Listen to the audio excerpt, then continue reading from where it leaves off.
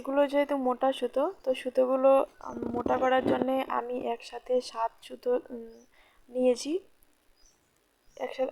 একসাথে 7 সুতো একত্র করেছি এবং সুতোর লাইন টেনেছি 16 বার। আপনারা কিন্তু আপনাদের পছন্দ মতো নিতে পারেন।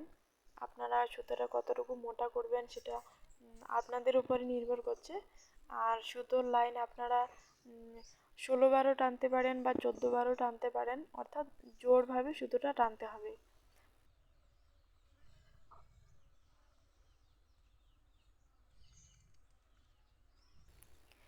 এরপর আমি সুতোটাকে দুভাগ করে 8 লাইনের সুতো উপর দিকে রাখবো এবং 8 লাইনের সুতো নিচের দিকে রাখবো এবং মাঝখানে সাদা সুতোটা টেনে দুটো ভাগে ভাগ করে দেব এই ডিজাইনের ফুলটা তৈরি করার জন্য।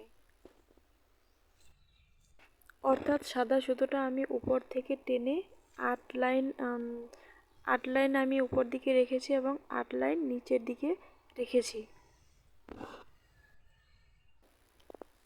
এই ডিজাইনটা কিন্তু মাঝখানে কিছু হবে না।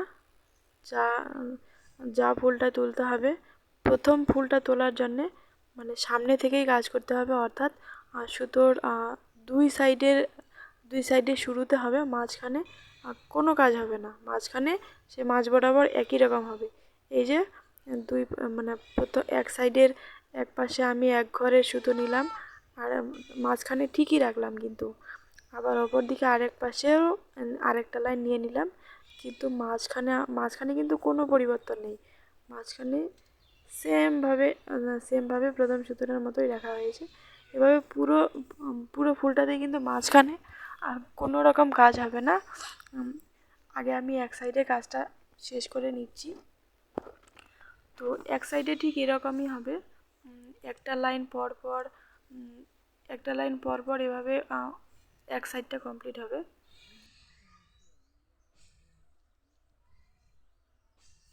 লাইন পর পর আমি নিচ্ছি, সামনের দিকে উঠছে, আবার আরেক সাইডেরও মানে সামনের দিকে এগোচ্ছে, যেটা দেখা যাচ্ছে খুব সহজভাবে। আর এখানে কিন্তু সুতোর লাইনগুলোকে ওই এলোমেলো করে নিলে হবে না, কারণ হচ্ছে তাহলে লাইন মানে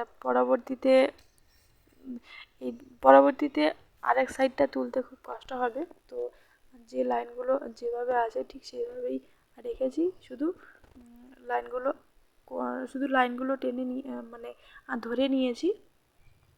আর হচ্ছে মাঝখানে কিন্তু দেখা যাচ্ছে যে মাঝখানে আমি কোনো পরিবর্তন করছি না, মাঝখানে শুধু একই রকমভাবে আছে। এভাবে এভাবে পুরো এক সাইডটা কিন্তু কমপ্লিট হয়ে যাবে। যেহেতু হাতে কাজ করছি তাই পাখাটা আমাকে উলটপালট করতে হচ্ছে। আমি আমার মতো করে হাতে ঘুরিয়ে নিচ্ছি, আপনারাও আপনাদের মতো করে ঘুরিয়ে নেবেন। আপনারা আপনাদের সুবিধা মতো নিতে পারেন। শুধু আপনারা কতগুলো দিবেন সেটাও আপনারা আপনাদের মতো করে দিতে পারেন, কিন্তু হ্যাঁ সুতোর লাইনগুলো কিন্তু জোর থাকতে হবে, অর্থাৎ 8, 10, 12 এরকম লাইন টানতে হবে, নয়তো এটা মিলবে না। আর পাখার চাকটাকে কিন্তু বেশি চাপ দেওয়া যাবে না, সুতোটা কিন্তু অনেক বেশি মানে টানাটানি করা যাবে না। আপনি যদি ভাবেন যে সুতোটা ঢিল হচ্ছে তো আমি একটু বেশি টেনে নেই, তাহলে কিন্তু ভুল হবে। কারণ হচ্ছে সুতোটা প্রথমে ঢিলই থাকুক, আস্তে আস্তে আস্তে আস্তে চতুর্দিক দিয়ে যখন সুতো পড়বে তখন কিন্তু সুতোটা অলরেডি মানে চাকটা গোল হয়ে থাকবে। আবার যদি আপনি প্রথমেই সুতোটাকে বেশি টেনে নেন তাহলে চাকটা কিন্তু এক পাশে বাঁকা হয়ে যাবে, তখন কিন্তু দেখতে মানে খুবই খারাপ লাগবে।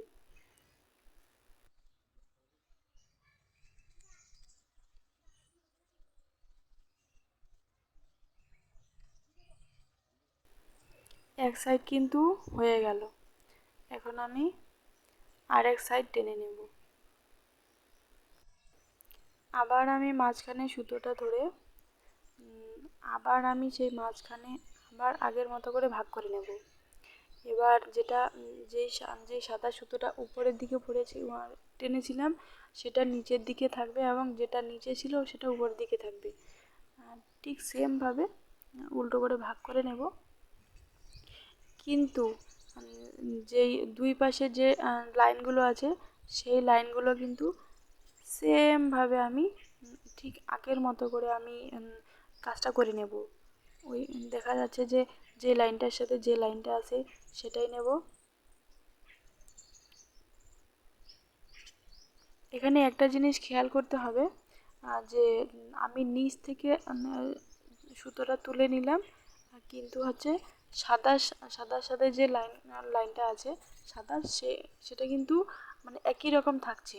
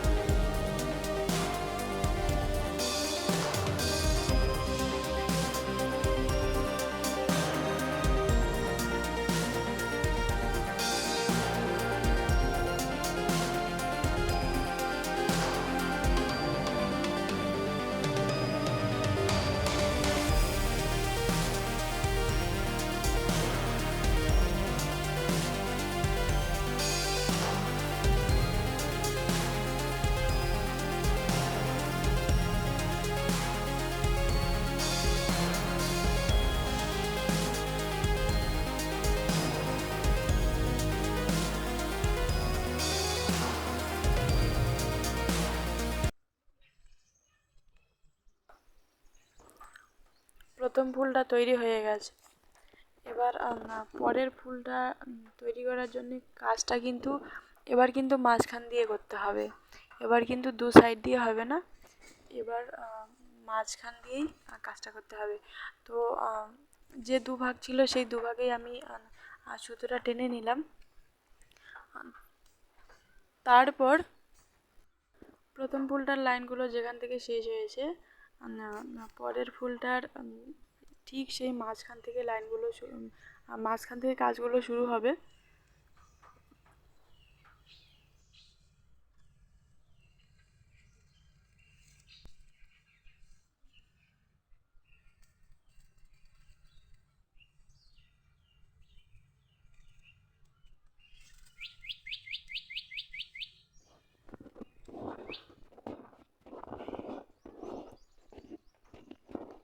এই জন্যে এই জন্যে মানে দুই ভাগের মাঝখান থেকে ফুলগুলো উঠবে, দুই ভাগের মাঝখান থেকে কাজগুলো কিন্তু শুরু হবে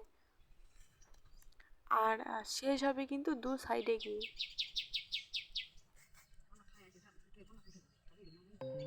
কি ঝামেলা, ধরে যা ধরে যা,